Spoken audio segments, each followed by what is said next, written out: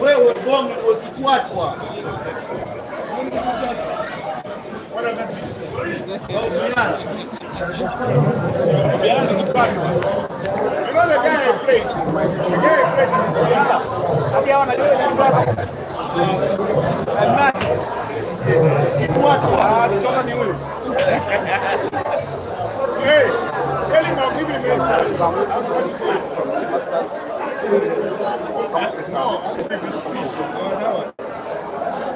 I give him I'll give you 5 today.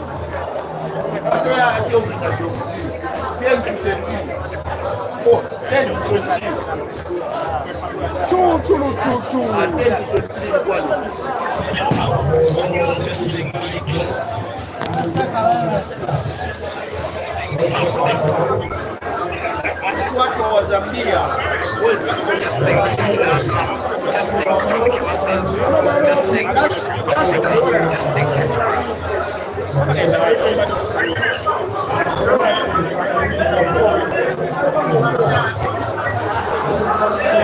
sawa sawa sawa.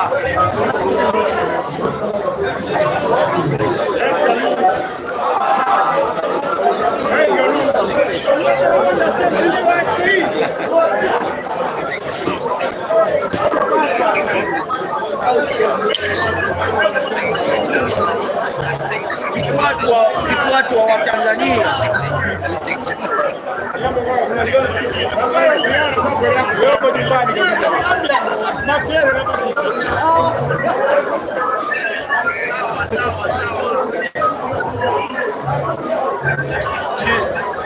Kenya mwanamke wa mbili. Mwanamke wa mbili. Wewe.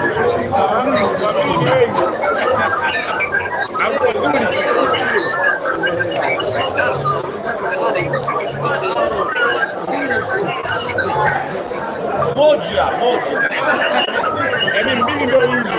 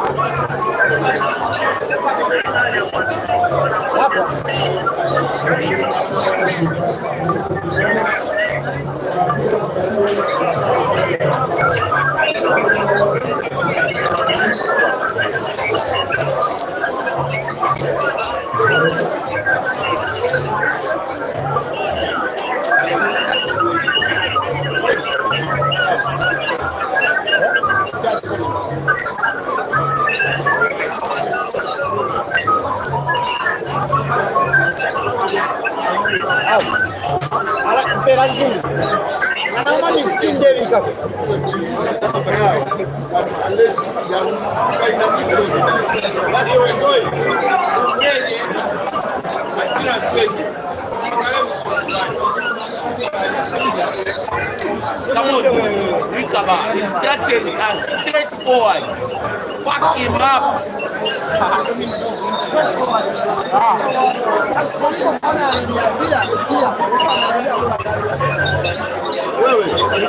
Wewe.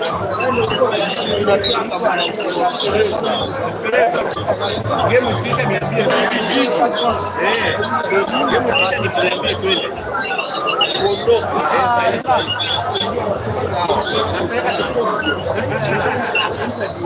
Au kama wewe kama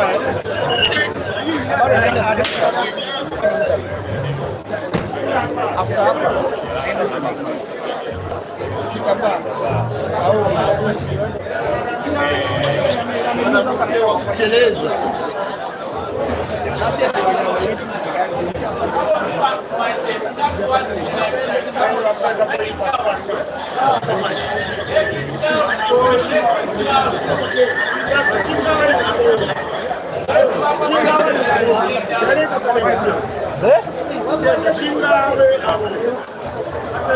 Wakatekere warai makampakte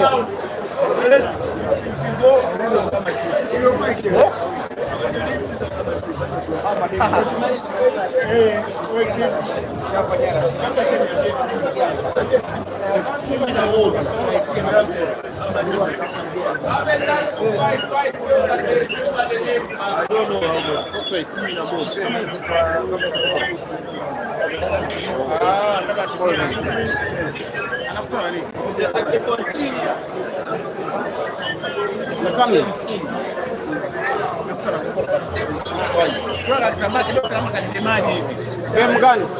Game nini? Una stream moja ya blouse stream. Au kuna nani mbili? Leo la manipula sheto nyagi ya nguvu. Na bendera. Na bendera. Ya pale. Ondoki.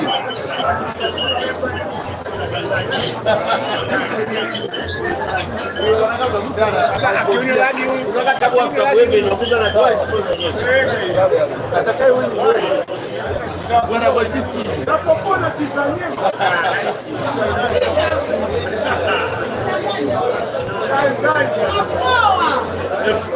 $11,000.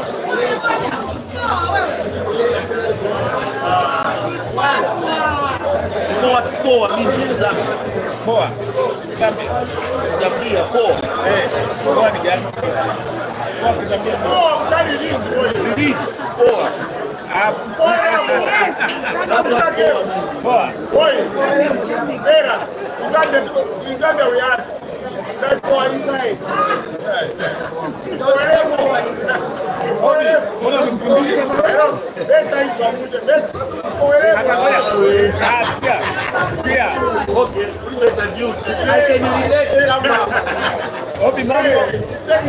Mambo. Poa.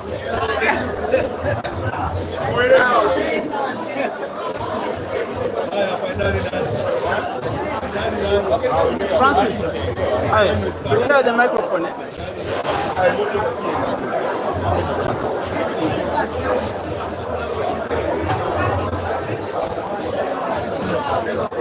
Almost any time. How far can it go?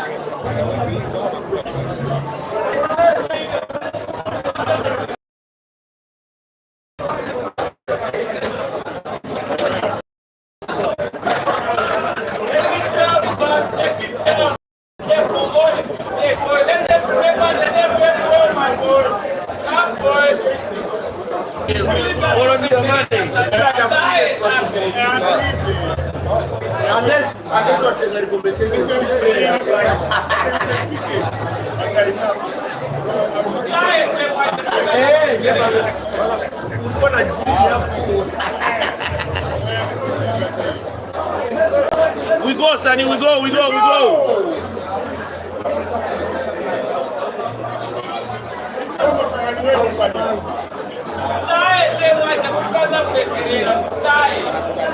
Francis.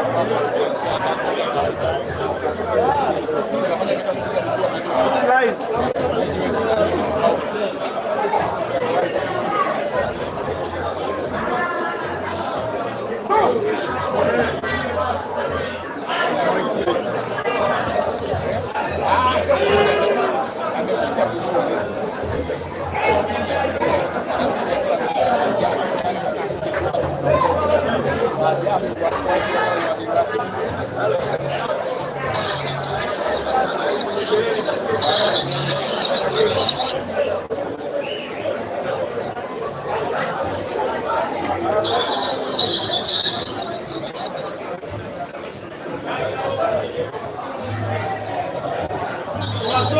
Unasongo.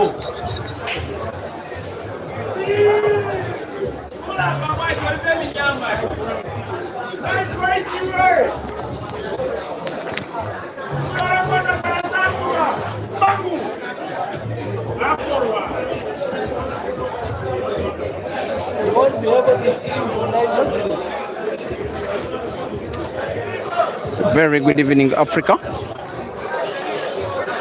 Good evening from Lusaka, from Ndola, from Kabwe, but also good evening from Kampala, from Gulu, from Kabale. Good evening, Johannesburg. Good evening, Blantyre. Good evening, everywhere in between. Good evening from Dar es Salaam. Good evening, pool lovers. We have a final. Please give me a thumbs up just in case the audio of this video feed is clear from wherever you're watching. Once again, give me a thumbs up if you can clearly pick the audio of this video feed.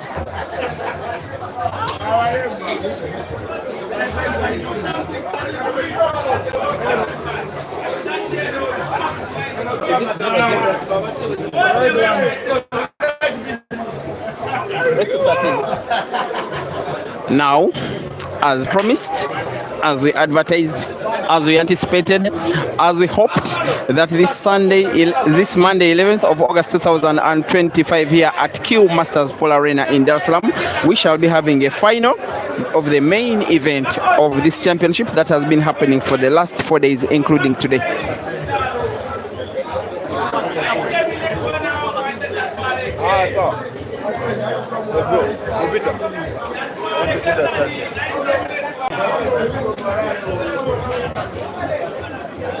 You're late, man.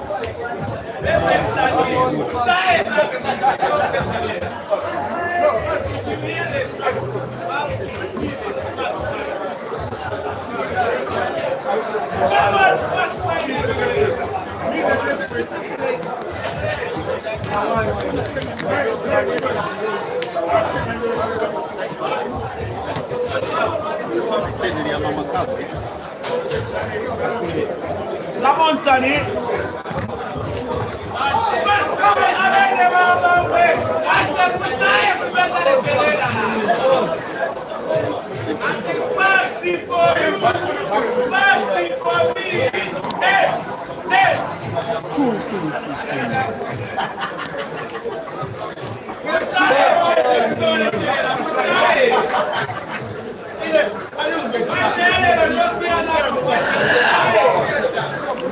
And yes, with the introduction procession, the budding Zambian player Kabwe is leading against the established Ugandan player Cesar Chandiga. These two African stars of the game are racing to 13 for for the chance to be called champion of the first edition of CUEMASTERS International Pool Carnival main event here at CUEMASTERS Pool Arena. The winner of this match will become $4,000 richer. The losers will get half of that money.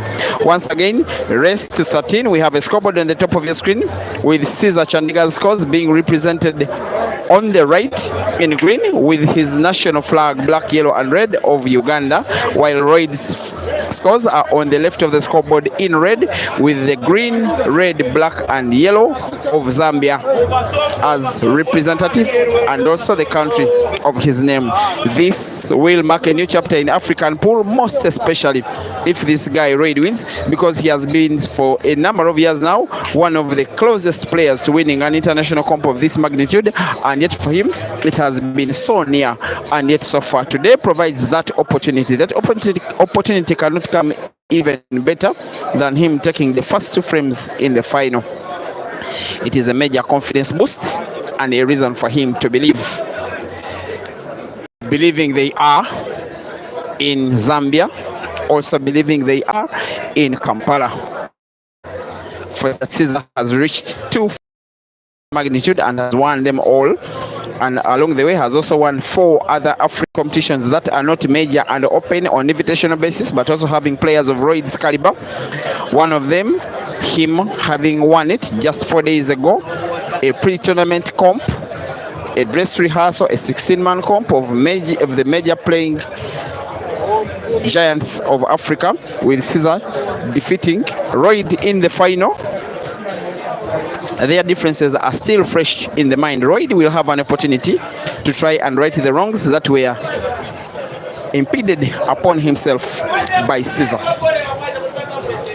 outside this last week when they met off in that final of that pre-tournament dress rehearsal. They also did face off at Billiards Cafe in Zambia at the end of last year. The championship that was the 2024 edition of that annual double elimination championship that was won by South Africa's Aiden Joseph. Cesar Chandiga was a victim to Royd in the round of last 64 in one of his lives, and then in the round of last 32 he was victim of eventual winner Aiden Joseph. Cesar Chandiga 0, Royd Kabwe 2, race to 13 for the trophy, the pride, the chance to make his country happy, of course the money and reason to smile away back to either Kampala or Lusaka. Live commentary resuming shortly.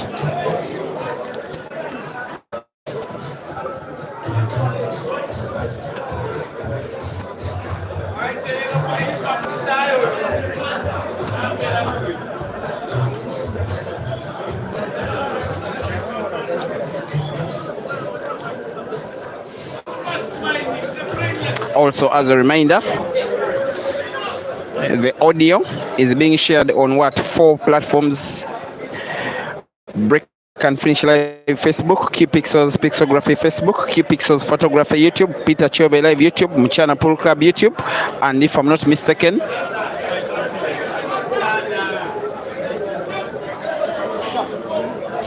more to come sharing this audio.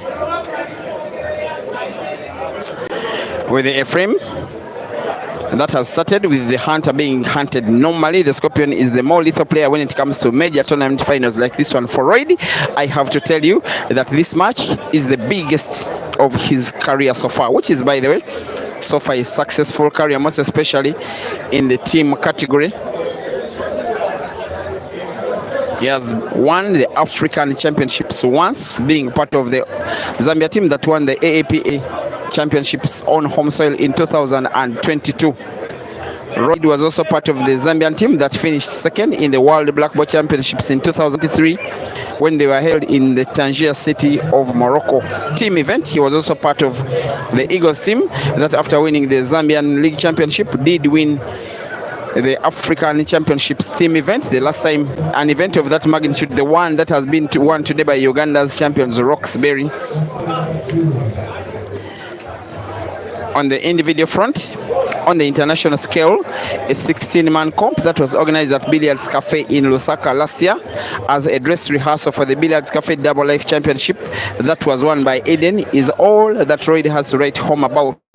He has chance to right those wrongs, improve his record, and write his name chiseled in history of the major African winners of the present date. First, he must find a way of defeating Caesar Chandiga, something that doesn't come easy. But for Royd, as a big advantage, at least he leads after 2 frames by also 2 goals to 0.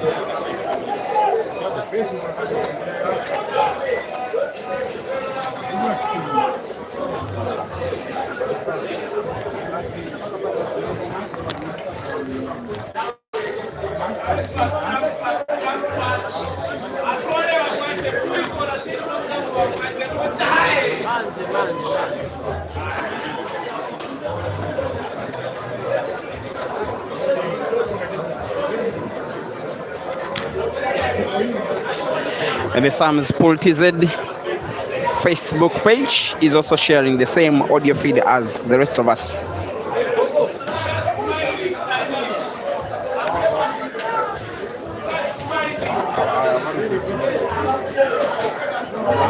He will be enjoying the majority of the home support Royd, for the one reason that Zambia is neighbors with Tanzania, so many Zambians living in Tanzania. For the second reason, that he's the latest player to have been signed up by the Zambian Giants CUEMASTERS. He's therefore being supported by the Tanzanians. The third reason, that he will feel the encouragement of on his home table. This is the table where CUEMASTERS play their home matches. Also, he's one of the players that are cheered by the fans, most especially on the weekends when CUEMASTERS have action.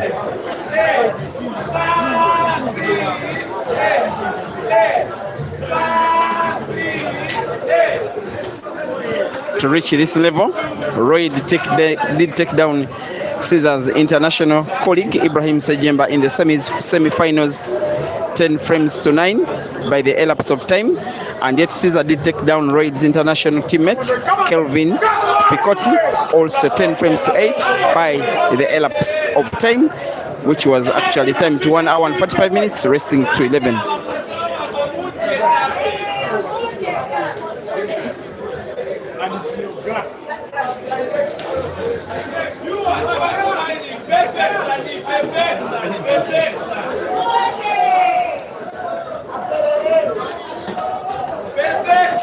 Chance now for Royd, having started off as the clear better player in the final, at least for the first 3 frames, has this big opportunity to win a third. Yellow on target, white ball being played into the red, having very good position to pot black to the corner pocket close to the bottom of your screen, especially on the right, and take a 3-frame lead for Royd Kabwe, aiming for the black to shoot. Yes, he shoots and sinks it in. Royd 3, Caesar 0, race to 13.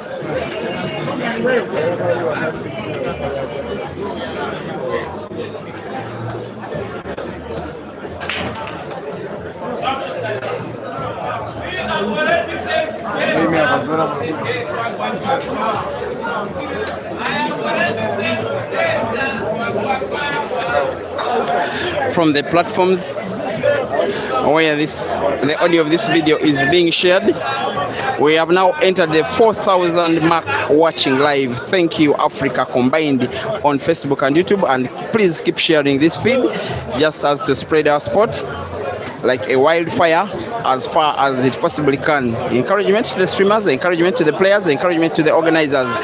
The more popular the sport gets, the more likely these players will benefit from it. The more likely more organizers will come in, the more money will be springing into the sports, and before you know, these guys will be the toast of the continent, not just in talent but also financially. Royd Kabwe onto the yellows, playing with vigor, playing with color, playing with energy and anticipation and expectation that he could finally sneak into his country and his home a major African title.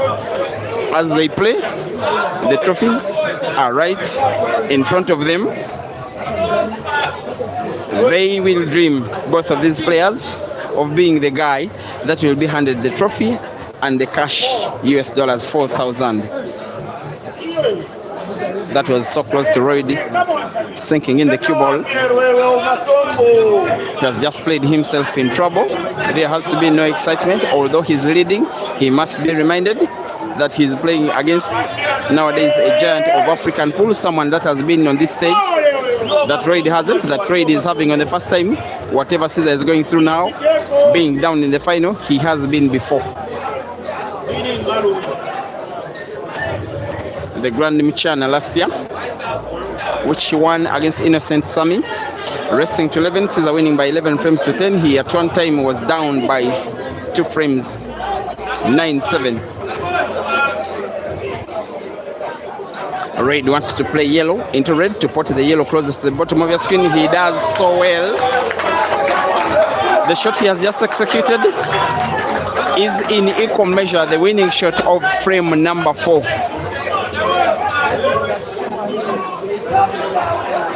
It needs to be like this side.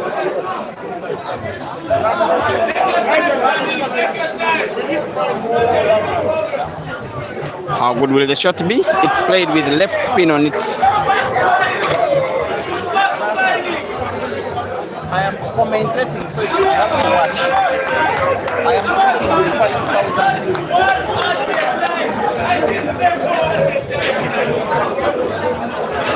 Royd Kabwe, Zambia 4, Caesar Chandiga, Uganda 0.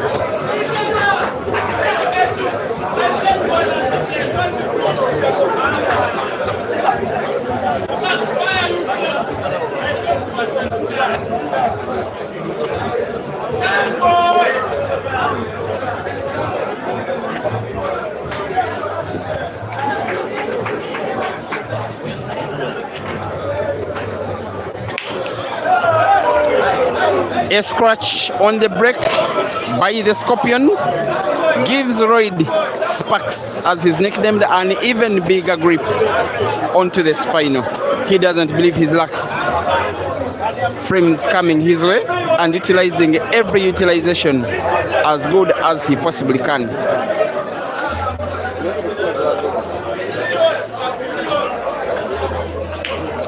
It has been a 3 tournaments in one kind of event. The other 2 tournaments organized in one have both been won by the Ugandans. The Ugandan team champions, Roxbury, are now the winners of the team event at CUEMASTERS this year. The Ugandan second-ranked player, Rukia Naiga, who did win at Queens, the African champion from 2022, who also did win twice in Lusaka, the African Championships in 2022 and the Eastern Southern African Championships in 2021, has won a 5th international title of his career. That girl is becoming some kind of Africa #1. Also Ugandan, winning the other event. The Ugandans are looking forward to completing the trio of victories if Caesar can win this one. But first, he must come back from 4 frames to 1 against Royd, something that doesn't happen all the time. And Caesar knows that Royd is a very, very, very solid customer, wanting to put yellow to the center pocket on the left, probably spinning white backwards. The 2 yellow balls close to the white.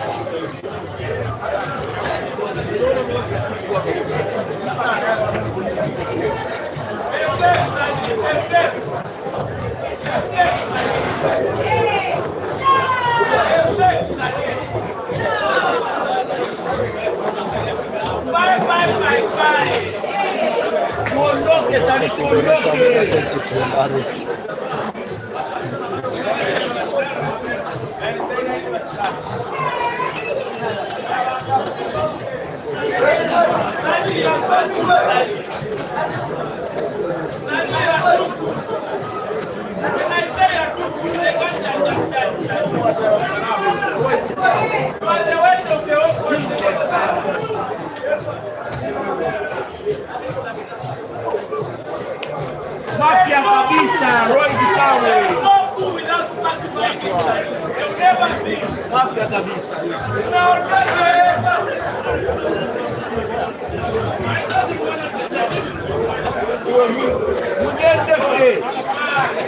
Our apologies for the buffering network on the Facebook stream. It now looks to have stabilized. What is also perfectly working out, also stably, is Royd's playing pattern. He probably wants to put yellow to the corner pockets, top of the screen on the left, with the white ball being played a little bit with top spin, following the yellow a bit, having it in perfect position to put the last yellow to the center pocket on the right. He also, in the same shot, must maintain good cue ball for the black. Given the position of the black so close to Caesar's red, there is a chance from a Caesar perspective that Royd could grant himself sight of the black, but not maybe sight enough to put it in a straight shot.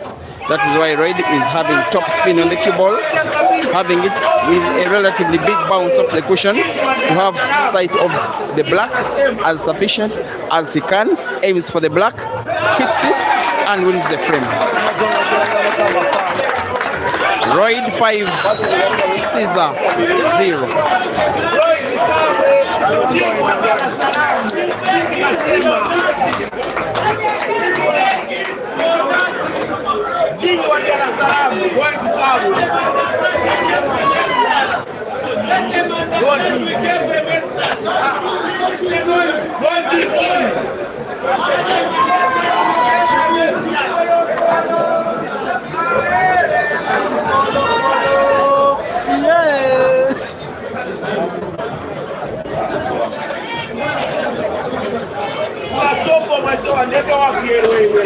Oozing with fire and confidence, Royd breaks frame number 6, hits it hard, sinks in a ball.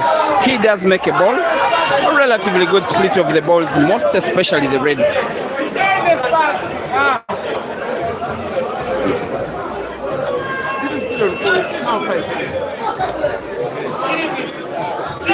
The more he wins the frame, Royd, the more confident he grows. The more pressure mounts onto Caesar, the more Caesar believes that he could be beaten in the final, the more Royd believes that a major African comp is within his reach for the very first time in his relatively long career.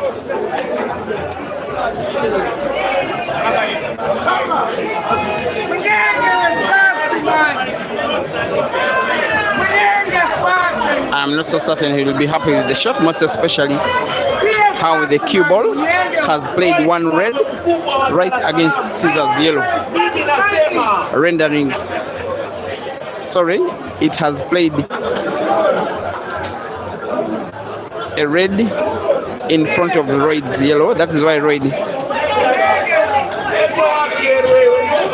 probably contemplating a way to try and play the frozen yellow off the red, maybe portable to the center pocket, always not portable. But he successfully defends some of his ball. He defends the frame. Not easy for the same frame to be won with Caesar's current visit of the table. In the meantime, third place match is also on table. The Ugandan Ibrahim Sajemba leads by 3 frames to nil against Zambia's Kelvin Fikoti.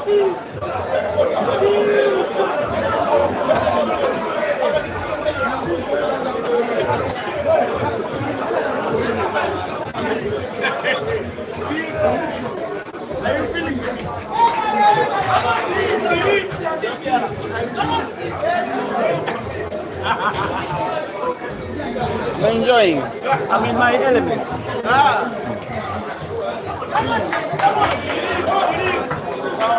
If the Reds, the two that are so close to each other, can be portable, Caesar could be in business for the first time in this match.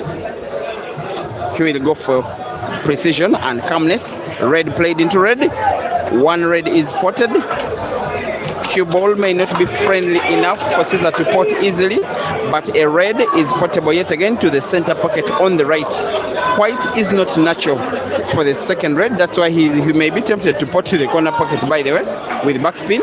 Goes for the center pocket, spins white ball backwards to a position where he can have a cushion drive of the last red to the corner pocket bottom of the screen. White ball naturally plays towards the top end of the table for him to have a groove to pot the black. Interception between yellow and cue ball is not exactly what Caesar wanted. Probably his choice now is none, but to try and play black by bank to the center pocket on the right.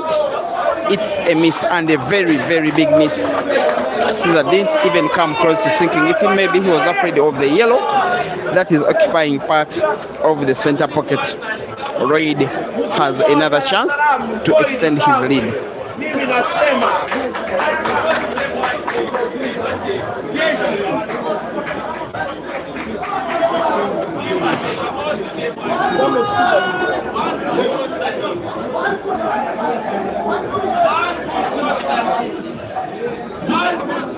Kiongozi Tanzania jeshi boy Kabwe. Mimi nasema hili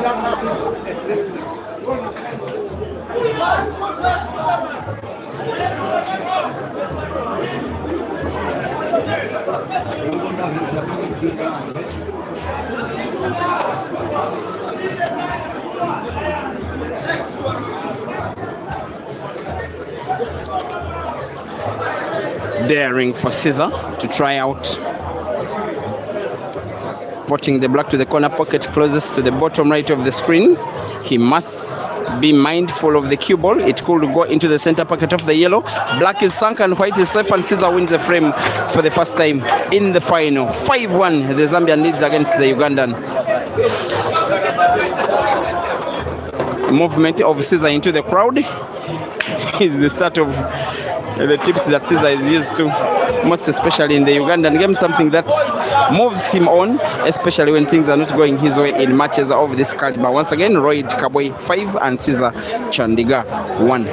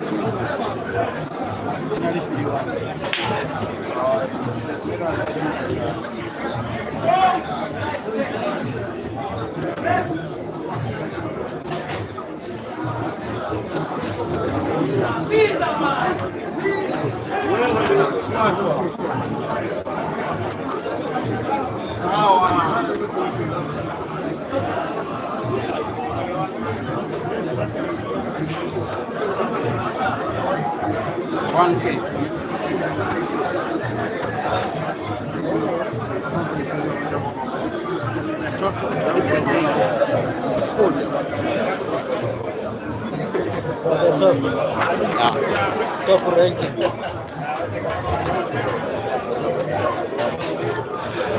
As the Scorpion tries to fight back from this big deficit, I may also have to report to you in a good way that this live stream has now reached the 5,000 mark combined watching on our Facebook and YouTube platforms, especially Key Pixels Photography, Break and Finish Live, Peter Chobe Live, Mchana Pool Club. Exactly where the sports need to be. And I have to say that while we still need the mainstream media, this sport is pretty much a social media, thrives so much on the social media than it being in places like the newspapers, which we need, by the way. But yes, Facebook, YouTube, TikTok, Instagram, name it, they now rule the media world. It is true that social media is in actual sense now the mainstream media.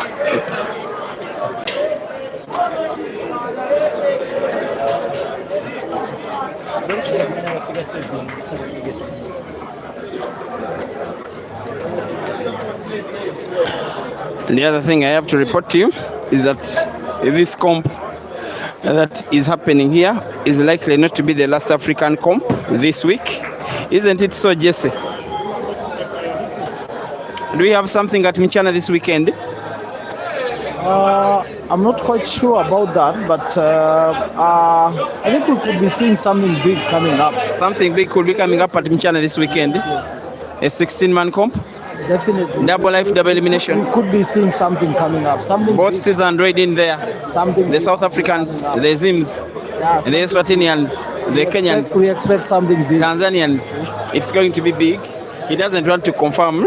He's the main man. He's the one administering the Mchana Pool Club YouTube channel. And he's the one with whom I'm working to have these streams come your way with audio and video. Thank you, Jesse, for the job.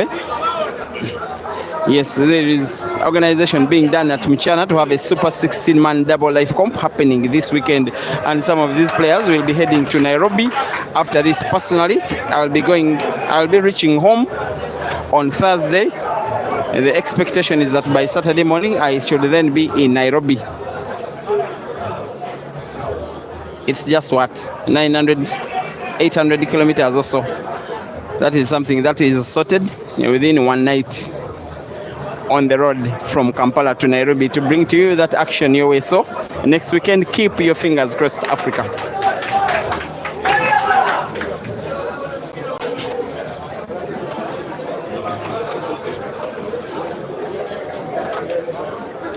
Will the bank be on? It seems completely off. Red will look to the top end of the table because there is the would-be dead of the 4-5 reds he's having on the table, which if he can find a way to pot, then he will be in business to win a 6 out of 7.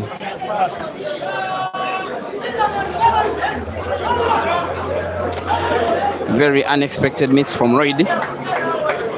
He has to be very wary that the Scorpion is down but not yet out.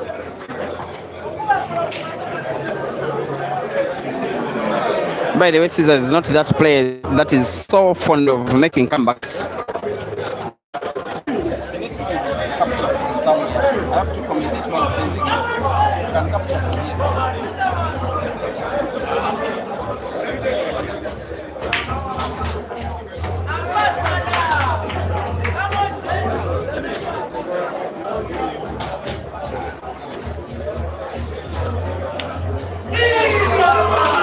A second frame is pulled back by the Scorpion. He now comes within only 3 frames of Royd. I am saying only, not that the 3 frames are little, but because the guy that has to pull 3 frames back is Caesar anyway.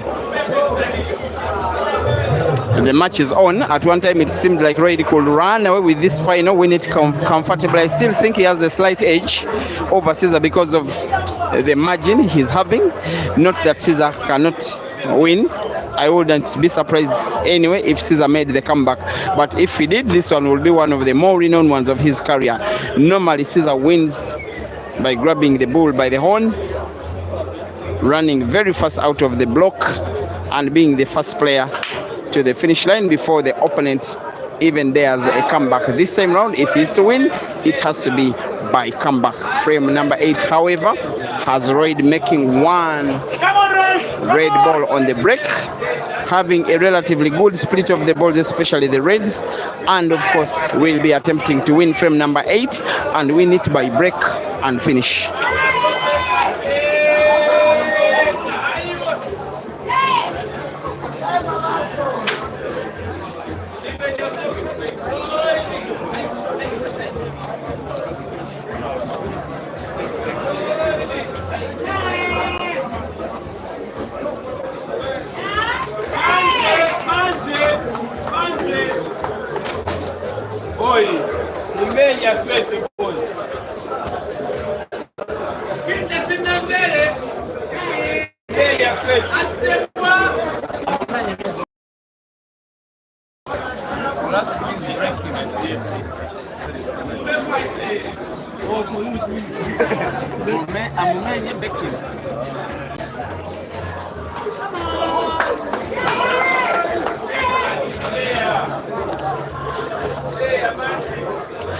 Here comes Royd Kabwe, wanting to put red, play red into red, try to put red to the center pocket on the left.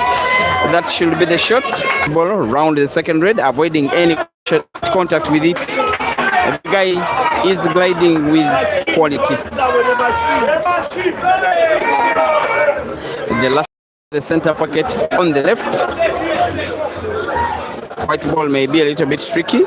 It's played with precision and perfection. The easiest black for Royd to pot wins a 6, just like that.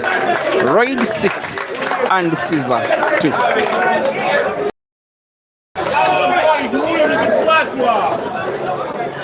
Be reminded that this guy, that is. It's okay, boy. It's okay, boy.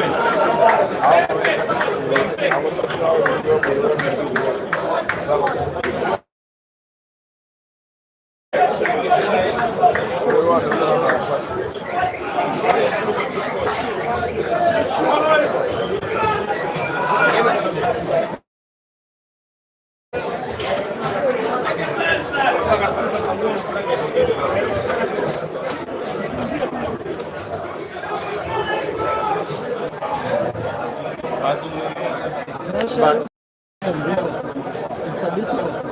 it's a bit good. Yes? Seems to be back, but I have to wait for people to return. Good.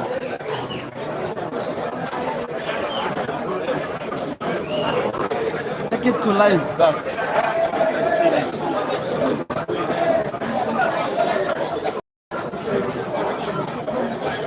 It's good.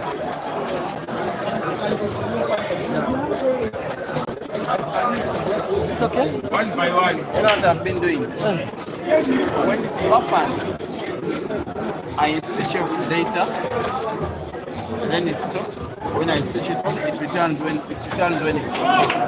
That's what has been happening.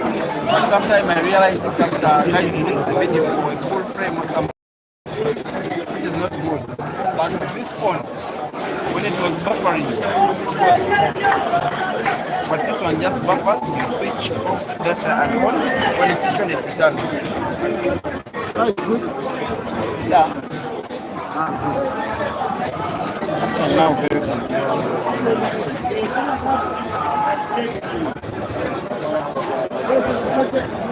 I think some of your people migrated here. Yeah? Some of your people migrated here.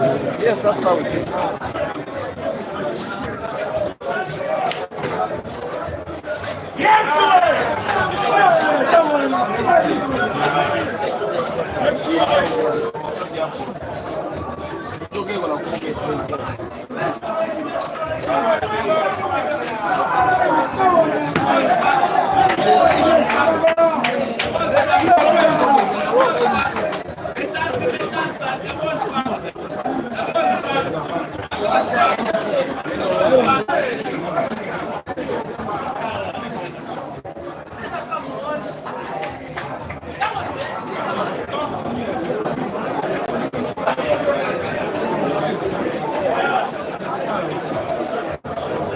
They are returning slowly. Yeah, they should. Let me tell you, the way social media works. Yes.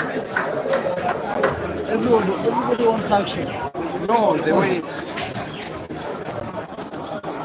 when people follow you. Yes. Now let me tell you, you see, I have many people.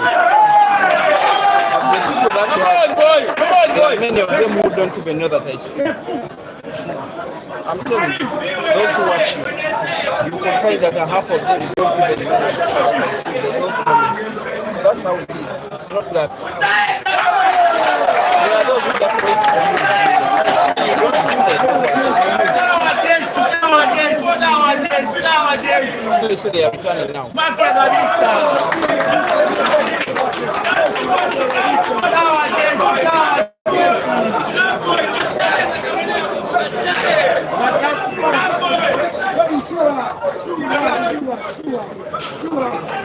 The lead of the Zambian is growing.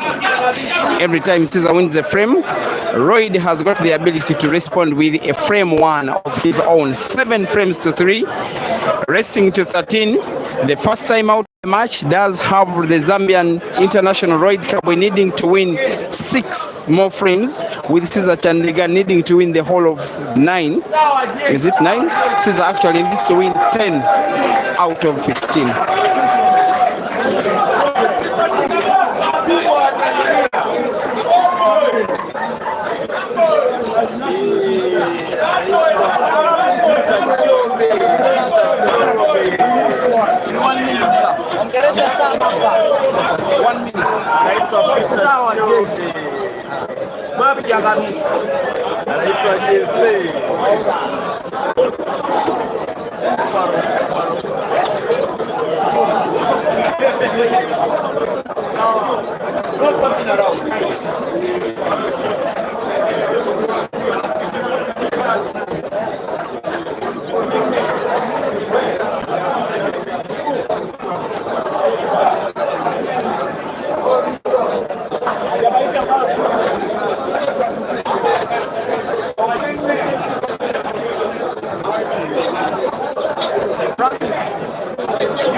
Screenshot with that guy.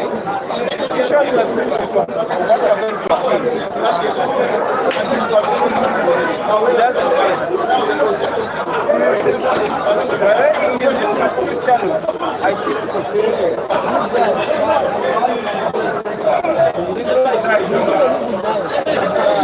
he chooses.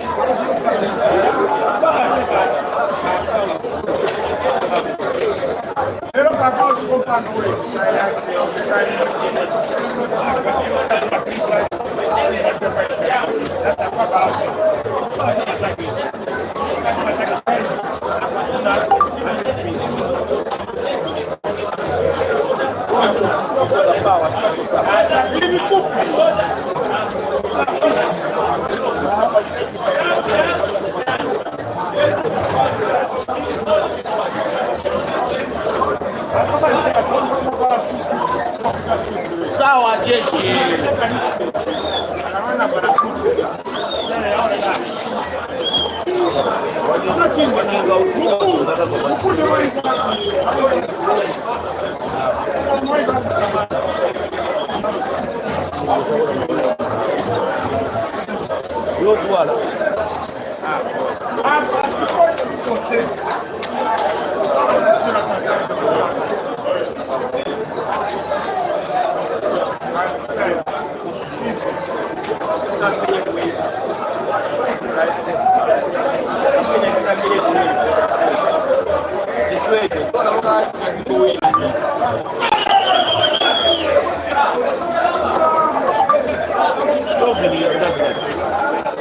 Make sure, boy.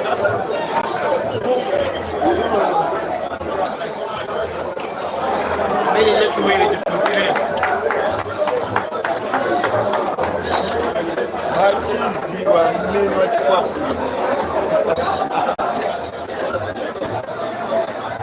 Inyati.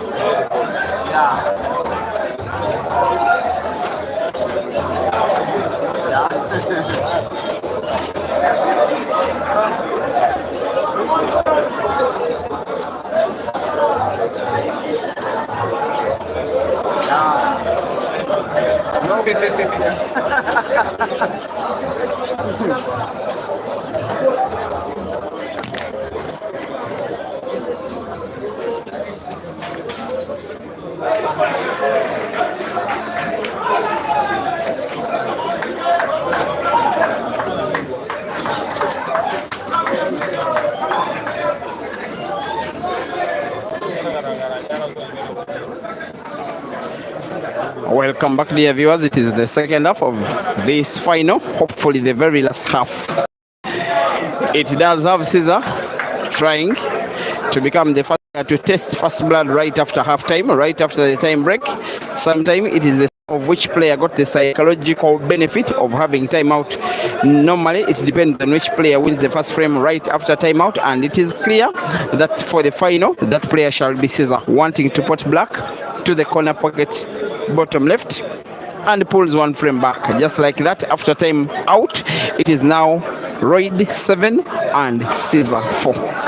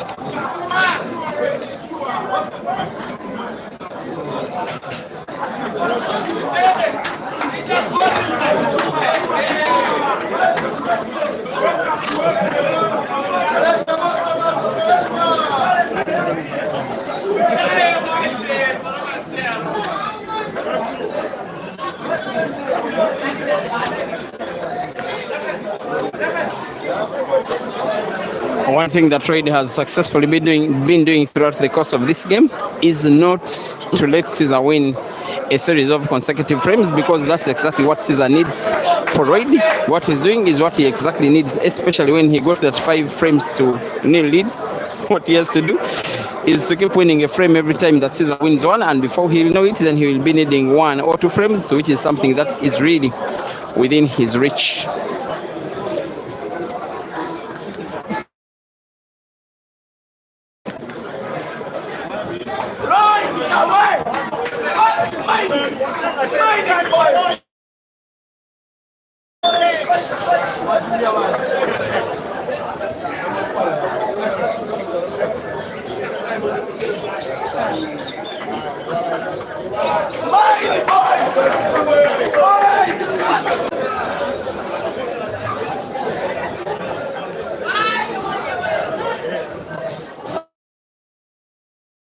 Perfection from Royd, making those nitty-gritties all come his way. He has a similar shot and only to the center pocket on the left. He may need to play it with the right spin, and I doubt it's portable anywhere by a straight shot. Maybe even the bank of the cushion could be intercepted by the yellow, blocking the way of the black to the center pocket on the left. That is why Royd is having it difficult. He may contemplate playing the black off the yellow, try out if it is possible on the fine margins. It was always going to be very difficult. This one will be another chance for the Scorpion. Unlike Caesar normally does it, this time he's feeding off crumbs that fall off Royd's table. He's normally the guy that likes to bully his opponents around, pot ball after ball after ball, win frame after frame after frame, make it hard, put the opponent under pressure, win convincingly and comfortably. This time it's not the case. If he will win the final, he will have to win it the very hard way.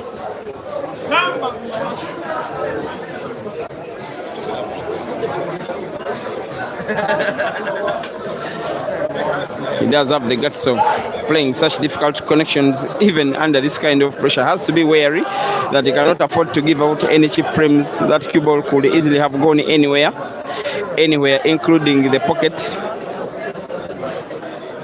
Still portable. The ball close to the pocket, but not easy to control the cue ball given the very sharp under circumstances he has to use support. Also be wary, guys, that Kelvin is fighting hard, even harder than Caesar, because Ibra leads. Sorry, Kelvin has won 4 frames in a row. He now leads against Ibra by 5 frames to 4. If I'm not mistaken, the third place match is a race to 9. Francis Banda is asking about who removed Ginte from the competition. It is Kelvin. His intention, Caesar, was not to pot, but now that he has potted, he will go his usual route, try and win just by attack. He needs a ball to make, a ball to pot, a ball he has potted. How good will his cue ball be? It will be okay.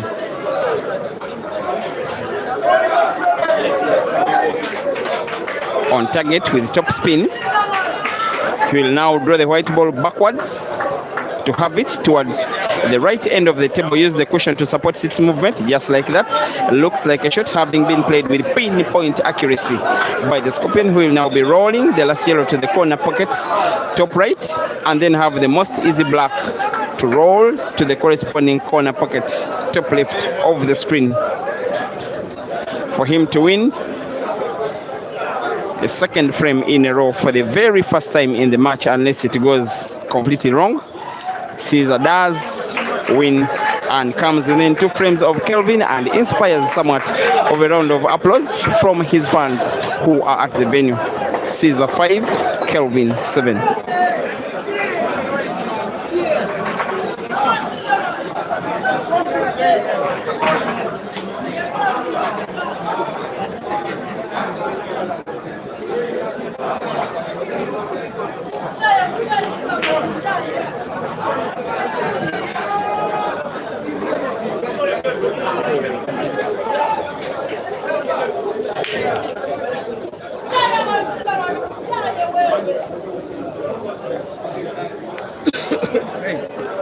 You come and discuss for 10 seconds only. 10 seconds.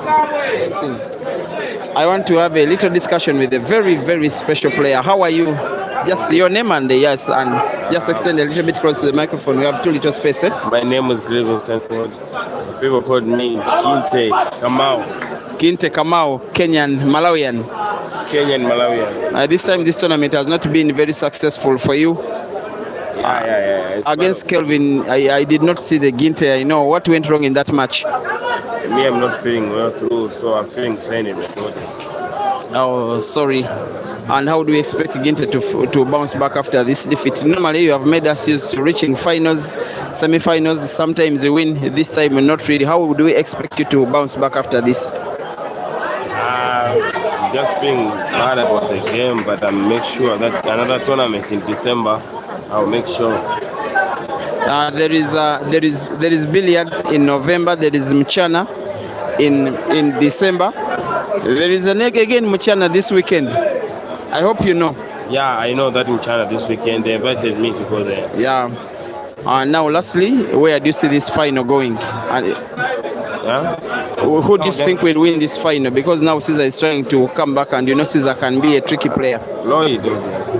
You think Raid will win? What I'm thinking, but it's going to win.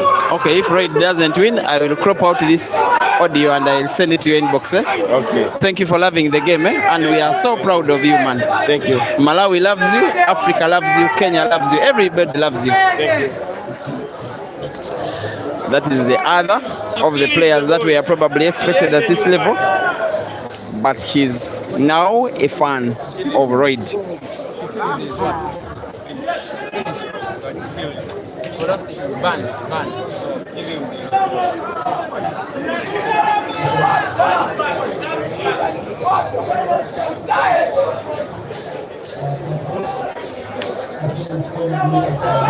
He will have a little black Raid in this same round. He has 2 relatively tricky yellows. which need precision to pot, not just to pot them, but also maintain white for black. He seems resolved to trying to put the black to the center pocket on the right, exactly where he's having his fingers now. Oh no, the shot was always wrong. I wouldn't even call him fortunate, having gotten himself snookered. White is hidden amidst the jaw of that corner pocket. Royd Kabwe is snookered, he is in trouble. Every time a shot of this magnitude has a result like this, I just look at one way where this frame is going, and it is likely to be the way of the scorpion. Another player would want to pot master shot, carve white ball around the edge of the jaw to find the yellow. Red does. He does demonstrate his own skill set. Although from our camera angle, there is every reason that we have not watched that shot in full. And like I normally do, I'll be looking out for a different camera angle just to cop out that shot and then share it with you. That I promise.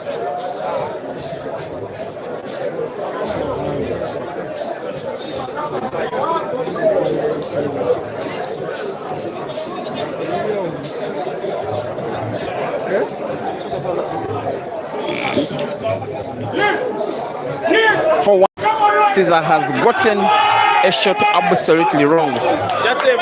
You just can't help but to upload Royd for not fouling when he got himself snookered. The result is that now he has another chance to take down the frame, which you'd really think he did belong to him in the first time anyway. He has drawn white ball bigly backwards more than he really wanted. I'm not so certain which shot is possible. A right cut of the black ball off the cushion, portable to the corner pocket on the left is one of them. Playing the black off the cushion, try put it to the corresponding corner pocket is another. He's having a right cut of the black off the cushion. Will he get the center pocket? First attempt not, second attempt not. Caesar has another chance to play. And the Ugandan is the usual hunter today. It is him being hunted, representing the hopes of a full country and a very big set of fans. This guy, for a person that uses social media for pool so extensively, I can ascertain to you he's the most popular billiards player today on the African continent, maybe the most popular player ever. An internet sensation with very humble roots of a boy who just 24 years ago was born in Moyo in western Uganda, now living in the capital city where he's best to torment fellow pool players right across the continent, sometimes even further in the world. This time round, Caesar misses. Maybe this is destiny, a sign that probably it is not Caesar's day, a sign that Royd could be just about to win his first ever international competition. He will be trying to put black to the corner pocket, top left, diagonal and on target. Zambia celebrates, Uganda mourns. Caesar 5, Royd 8. Listen to the Zambian engine.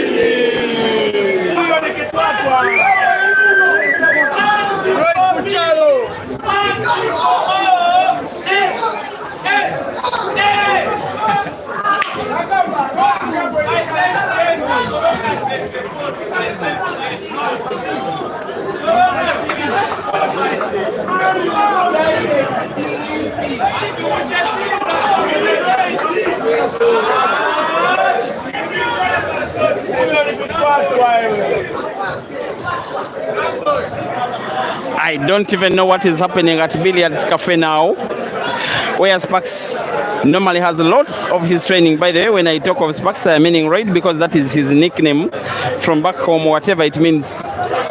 Whatever is at Spice Lusaka. Sparks continuing to glide. He's here. Kill him, Mafia! Kill him!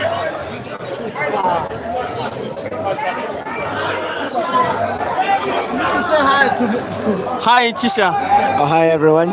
I don't normally see you trying to reserve your happiness. How are you able to keep yourself calm and yet you are expecting that it's coming home? Well, it's been a long time coming, and I think it's a good thing for our lives. We've been seeing so many of these results. It's nothing new now. He's taking down the big players now. He's taking them down. Yeah. We have belief in Royd as much as we have in Fikoti. Yeah. Top. Not so certain. If you ask Our home comps. Yeah. We failed to win even one of them. even one, Our home comps. Yeah. We failed to win even one of them. even one. 3 editions, we've only managed to get to the final once. In the It first doesn't edition. get better than winning a big comp away from home because it's more difficult. Then if you won from home, we would probably say yes, home advantage. They know their tables, but yes, here. Definitely. It's a rare awakening of Zambian pool in a way. The belief will come back to us. We've been able with Victor in South Africa, but on our home soil we failed to do that. I think with the Bears comp coming up in November, we have to expect something different. Manje.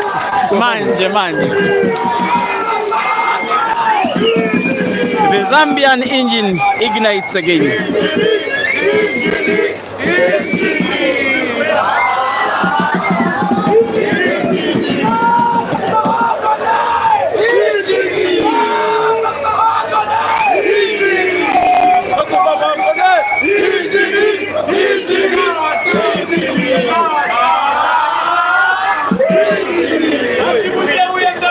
There roars the engine.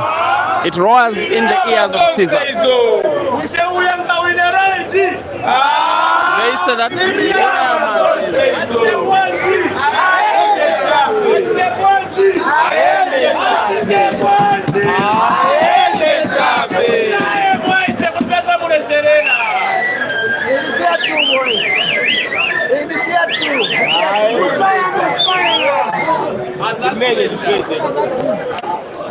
They are such a vibe to be around. The Zambians, they've been the vibe of the competition alongside the Kenyans, alongside the Malawians. They have silenced the Tanzanians, and sometimes the Ugandans are being made silent when their very best is being tormented in the sport he really knows how to play best. If Caesar manages to win this match, it will be one of the most renowned of his career. And we are listening to a guy that has streamed over 100 matches involving this one player, seeing him rise from grass to grace. For now, this tournament seems to be heavily poised against him. In the final, he's normally the guy that becomes a beast right in front of his opponents, not the guy that is being tormented by someone whom he dominated even in his own home country, because Caesar was resident in Zambia between 2021 to late 2022, then the best player in the country, with Royd part of his weekly victims. But the Zambian has shown that he has really improved his game, yellow off the red, even in what looks like could be a losing effort. Caesar doesn't lose his groove, by the way. That kind of shooting is a polite reminder to Royd and Zambia and the entire Zambian engine chanting crew that the player they are facing in the end of the day is none other than the Scorpion. Tricky looking position of the two yellows. When he puts one, White Ball naturally moves a little bit distant from the other. He's trying out backspin. He may want to avoid contact between white and yellow from the position of the white back, and I think he has played it well enough. From this kind of range, normally the scoreboard keeper is supposed to update the scores even before Caesar plays his last shot. The Scorpion will be aiming for black with precision to the center pocket to come once again within 2 frames of Royd. Very critical shot this one, not obvious though. He remains calm and composed and on target and pots. Caesar Chandiga 6 and Royd Kabwe 9. 1 plus 1 plus 1 plus 1 plus 1 plus 1 plus 1. Wacha usa kila chetu mbili. Come on,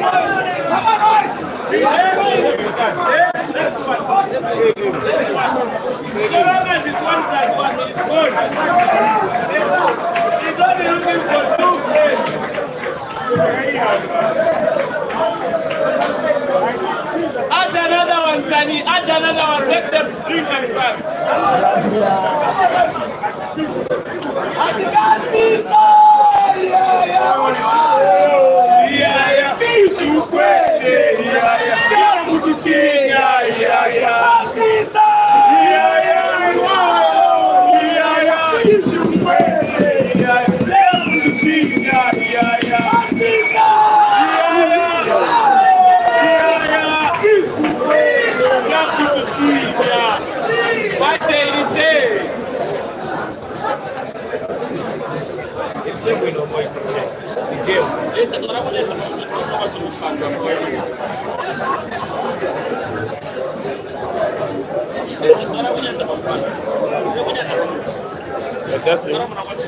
Yes, I'm enjoying the beat.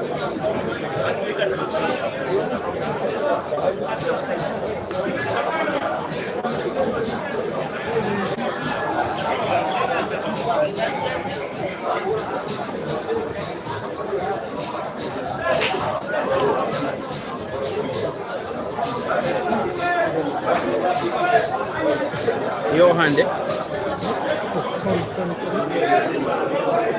Let's have it there, don't worry.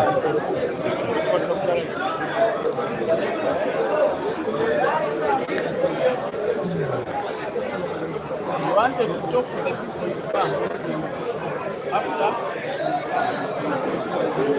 and stop dancing. Stop dancing, not a disco.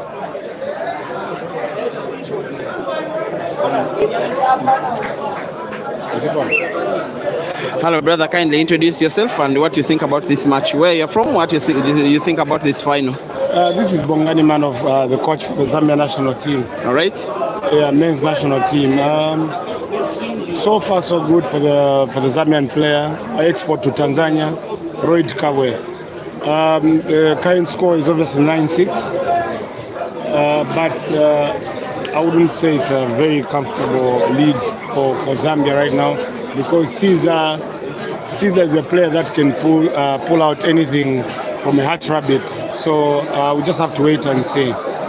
And do you realistically think that this match is done and dusted, or because the opponent is Caesar, it could always go either way anytime? For me, this match can go either way, because Caesar being one of the best, if not the best player in Africa, on the continent of Africa, I think it's Royd has to make sure that he keeps a very comfortable lead going to the 13 mark. Now, as coach of Zambian national team, what would victory for Royd in this competition mean for Zambian pool?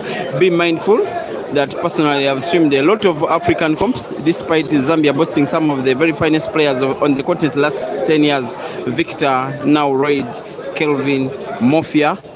I have not seen a Zambia winning a major comp in the last few years. For me, honestly, this win would mean a lot to the Zambian upcoming pool players. It will show that obviously there's a lot that pool has got to offer in Africa as a continent. Just a comment on this game. I saw Caesar go. He's going for a finish. Center. What he needs is a very good white, and he gets it. Now, the Zambian youngsters, talk of Sangu, talk of Japhet Mangoma. Yes. What do they look up to in a tournament like this one?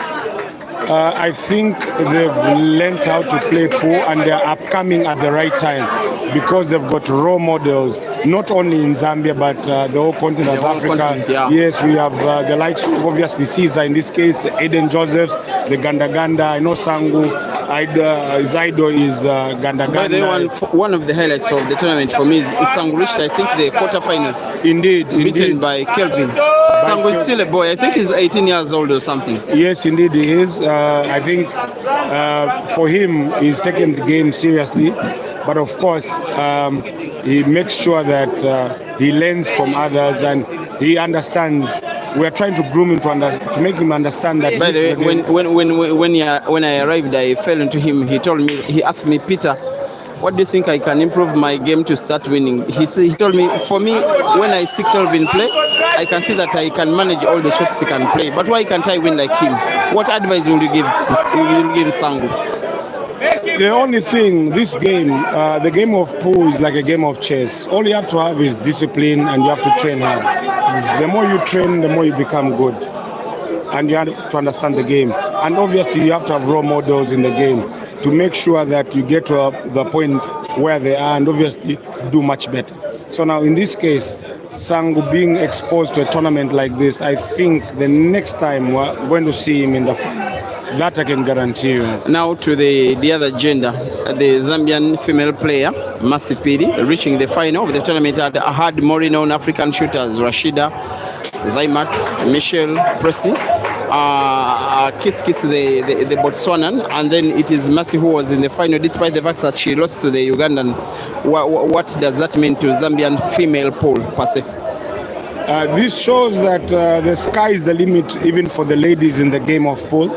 Obviously, you've seen that just reaching the semi-finals, you get to go to Zanzibar, sponsored by CUEMASTERS, which is a very, very good gesture from CUEMASTERS to make sure that they show the world that the pool for women is going very far. So for the ladies in the pool fraternity, I would encourage them to understand that this is not just a man's game. Yeah. It's a women's game also. You can make it, you can be as good as Caesar, you can be anything. The only thing that you have to do is believe in yourself and make sure that you do your best, whatever it is that you're given on the table. Thank you very much, Coach. Your words couldn't have been spoken any better. And thank you for the work you're doing for Zambian and African pool. Thank you so much, Kabwe. You enjoy the rest of the game. Me and you, I am starting to think Caesar will win. You are thinking Red will win. We shall talk again when the final is done. Sure, we shall talk. Let us meet when Caesar is lifting the trophy. Sure. You said sure. Thank you.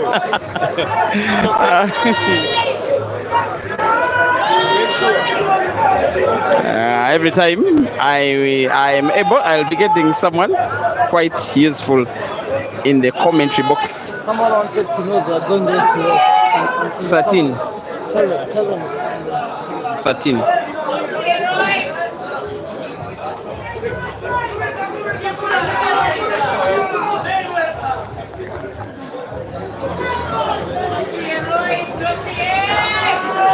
was in your comments, someone was asking.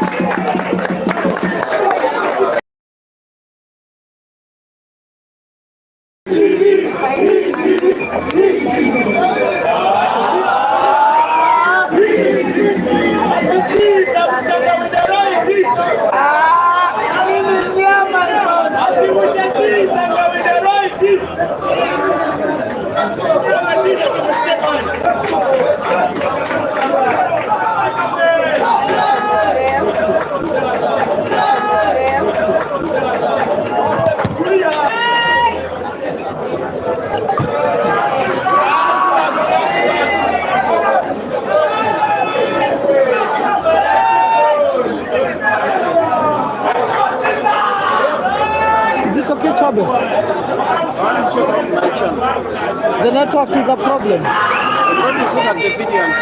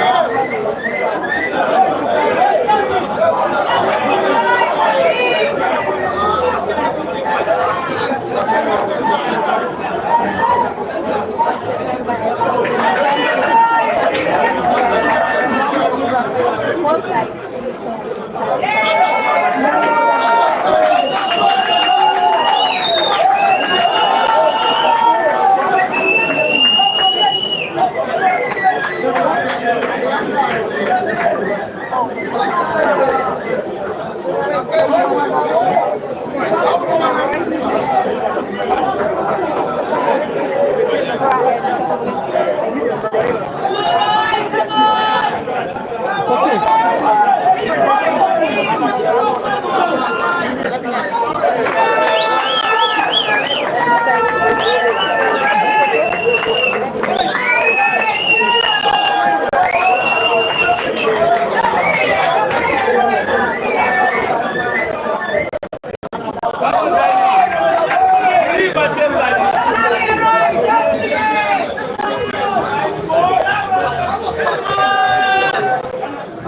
special shout out to you once again, all of you who decided to watch these games.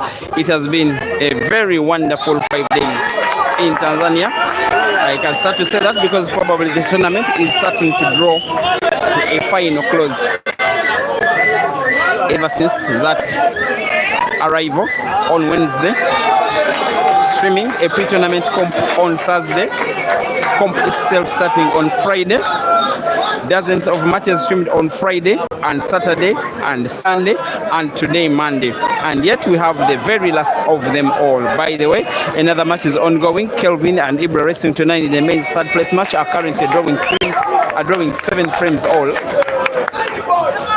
with every reason for each one of them to try and beat the other. Pride and money at stake. In the final, the other Zambian Roid is refusing to let go.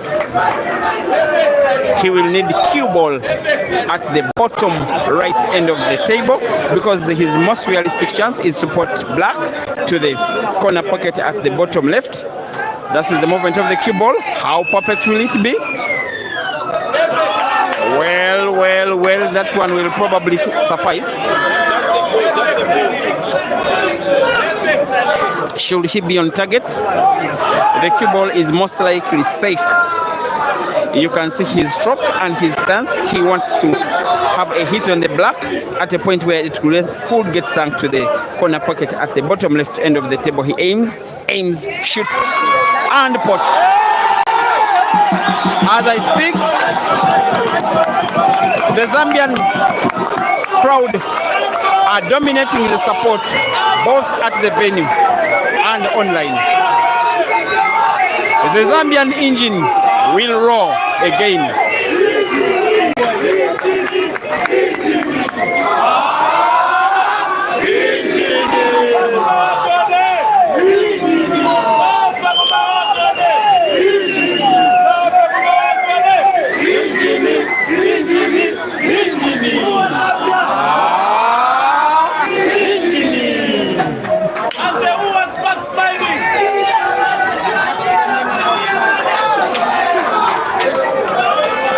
Eleven frames to 7. A 4-frame lead is too big. If there is one player that I will be forced, let alone be tempted to think that is able to win 4 frames in a row before Raid wins any, that player could be Caesar. He is calling for silence as he plays, and rightly so. Just by using body language, that's what the beauty of being a star player. He just looked at the crowd and they all went silent. I love that power.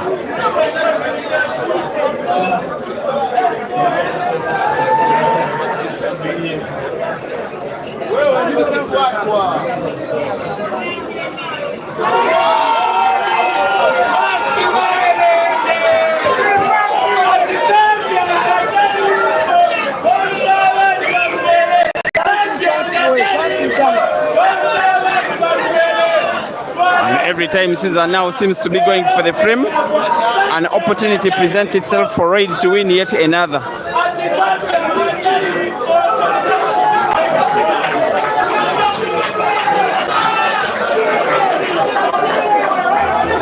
Zambia versus Uganda in the men's final. Zambia versus Uganda in the men's third place match. The third place match also has the other Zambian Kelvin just about to take an 8-7 frame against the Ugandan Ibra. In the final, the all-important final, has this guy Royd now playing snooker against Caesar. Of course, not a successful snooker it was. Caesar seemingly wants to pot. The final is not timed. It is race to 13 in no time limit. All that is timed is the amount of time given for these players to execute a shot. And it's actually more time they actually need. None of them needs the whole of 60 seconds just to play one shot. None of them has even been warned by the umpire that you are wasting too much time. I will caution you. Caesar will be putting yellow to the center pocket on the right and black to the center pocket on the left for him to win. One frame pull, one back on right. Make it realistic that maybe he can make a comeback. A little bit of excess movement of the cue ball, yes, intended by Caesar, instead wanting to put black diagonal corner pocket top left. Of course, from this kind of range he will always pot the Scorpion 8 and Sparks 11.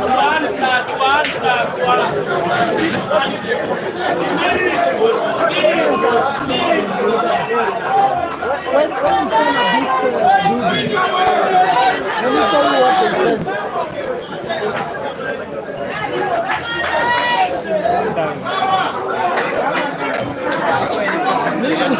This is what they prepared already. What China beat this is what they began to say. This is what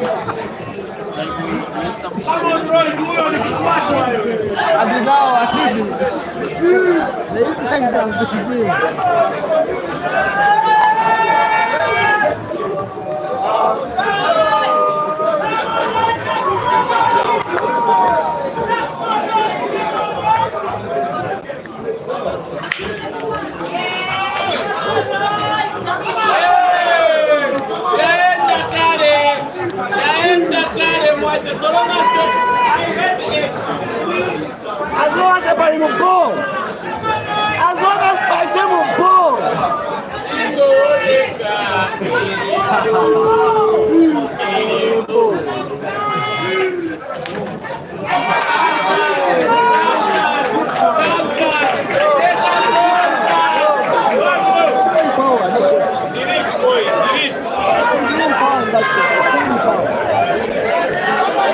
For those just joining the stream, you are watching the very last match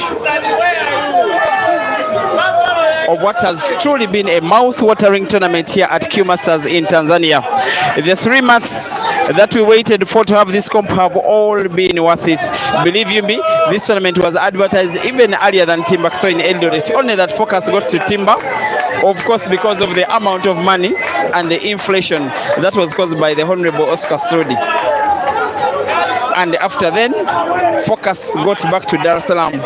All the preparation, all the training, all the money invested, all the time used, the hours of sleepless nights from Royd are seemingly on the verge of paying off.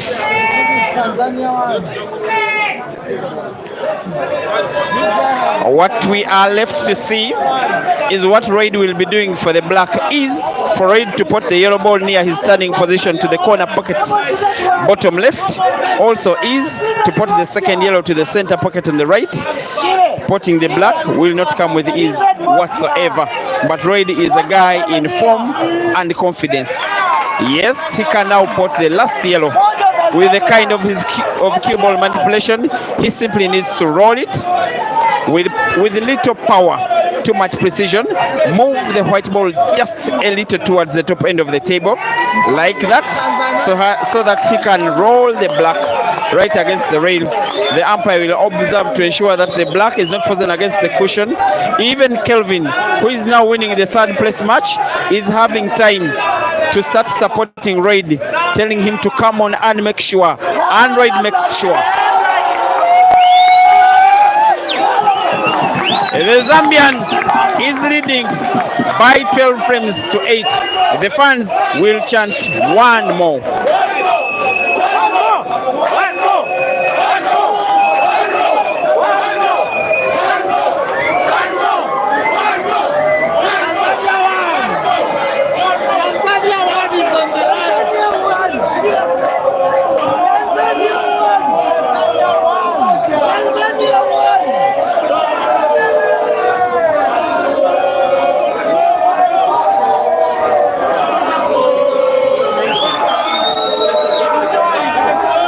If Caesar doesn't win this frame, it will be the very last of this tournament. In the meantime, it is official that Zambia has defeated Uganda in the third place match, as Kelvin has defeated Ibra by 8 frames to 7 at the elapse of time. The rest to 9 hasn't been. Too much. Come on, like, come on.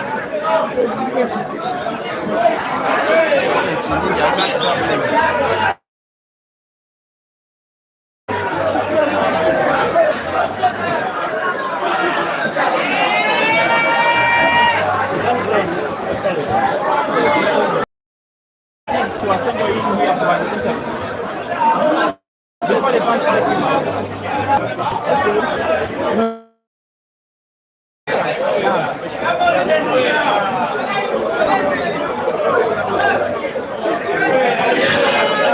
Everybody is on their feet. Nobody can dare to stand, to sit. Nobody can dare to squat.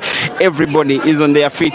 Majority of them are Royd supporters. Be mindful that in Dar es Salaam, where we are, at the venue where we are, is CUEMASTERS Arena, Royd's home ground. The venue where he plays his home games, because he's a player with the CUEMASTERS. He is an import in Tanzania, enjoying the support of neighbors Zambia, also enjoying the support of the home fans, the Zambians.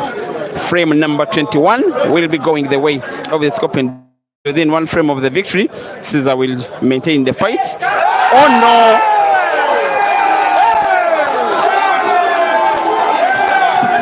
4,000 US dollars richer, and a chance to be called a winner of a major African comp for the very first time in his rather long career.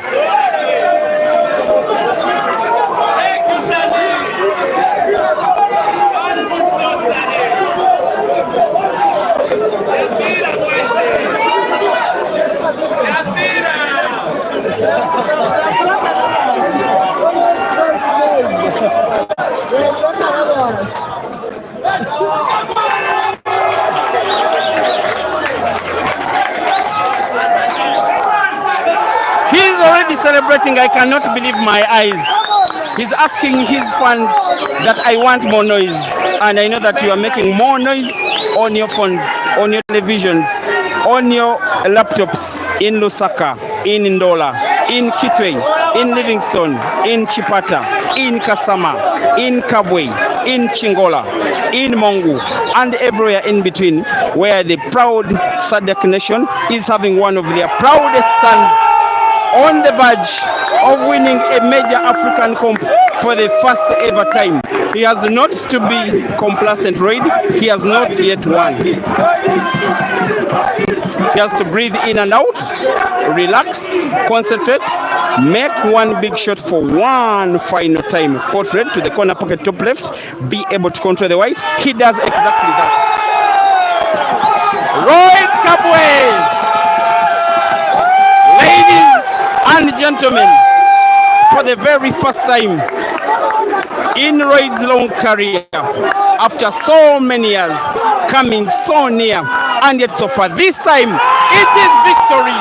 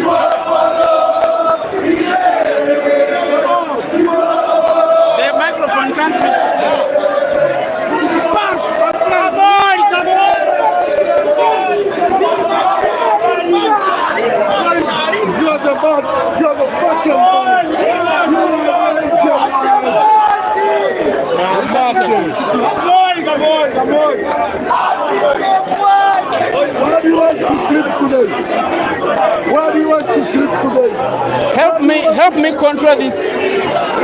I want to interview Raid while people are seeing them.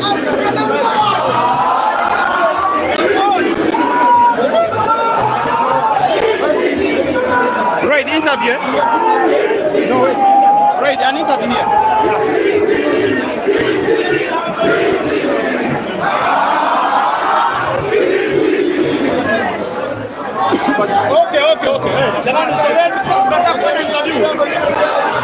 Congratulations, Royd Kabwe.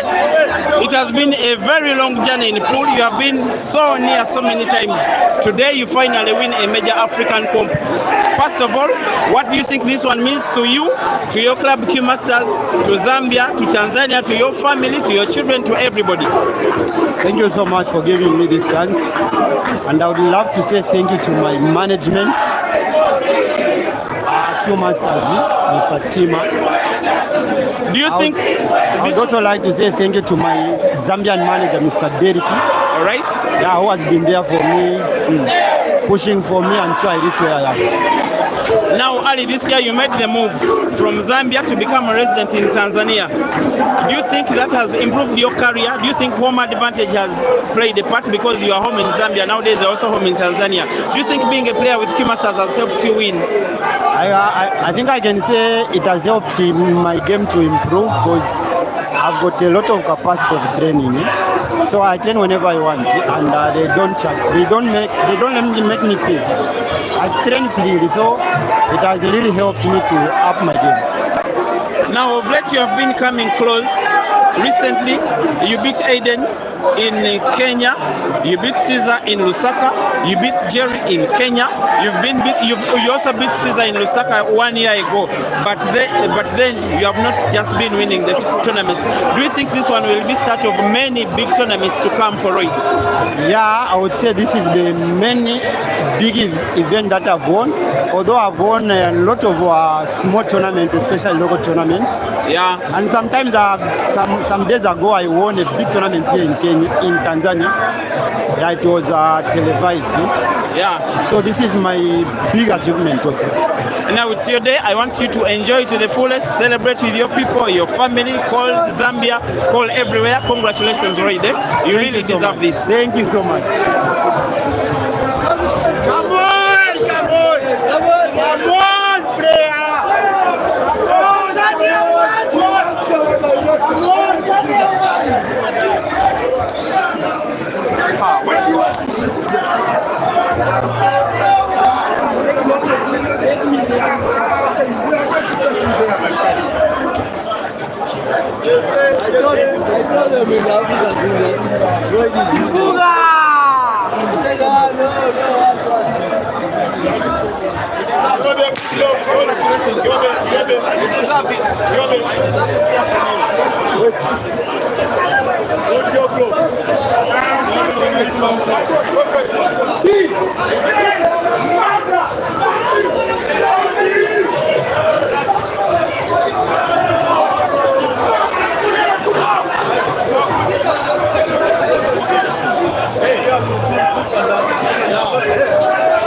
picha hii hapo hiyo chopo.